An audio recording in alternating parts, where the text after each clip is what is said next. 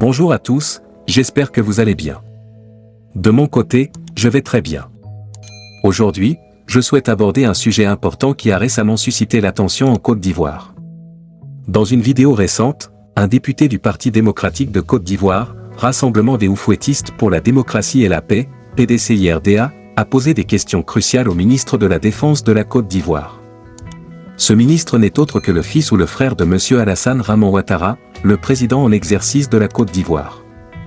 Il convient de noter que des divergences existent quant à sa parenté exacte, certains affirmant qu'il s'agit de son petit frère, tandis que d'autres pensent que c'est son fils aîné. Cette controverse est alimentée par une ressemblance frappante entre les deux hommes, ce qui a incité de nombreuses personnes à se poser des questions sur leur relation familiale. Le député du PDCIRDA a soulevé des préoccupations importantes qui reflètent les inquiétudes de nombreux citoyens ivoiriens. Ces questions abordent des sujets sensibles liés à la politique étrangère et à la sécurité nationale de la Côte d'Ivoire. Examinons plus en détail les trois questions clés posées par le député. La première question porte sur la présence des forces armées françaises en Côte d'Ivoire. Il est important de noter que ces troupes sont présentes depuis de nombreuses années, depuis l'époque de la crise politique et militaire qui a secoué le pays. Le député a demandé quand ces forces étrangères quitteraient enfin le territoire ivoirien. Cette question est d'une grande importance, car elle touche à la souveraineté nationale de la Côte d'Ivoire.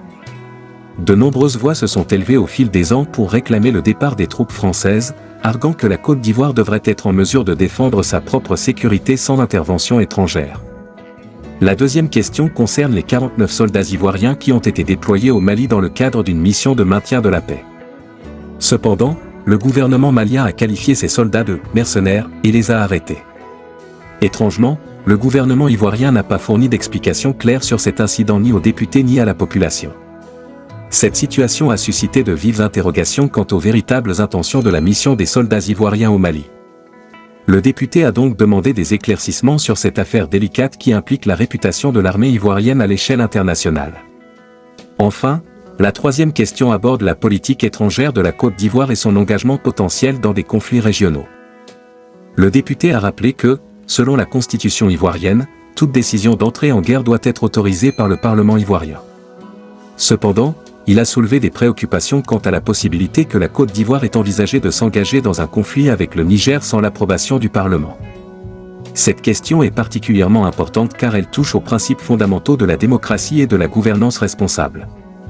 En réponse à cette question, le ministre de la Défense a expliqué que la Côte d'Ivoire était signataire de traités régionaux, notamment au sein de la Communauté économique des États de l'Afrique de l'Ouest, CEDEAO, qui l'obligeait à se conformer aux décisions prises par cette organisation.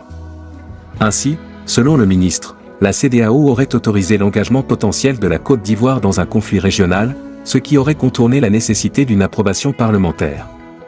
Ces questions soulevées par les députés révèlent l'importance croissante des préoccupations liées à la souveraineté nationale et à la politique étrangère de la Côte d'Ivoire.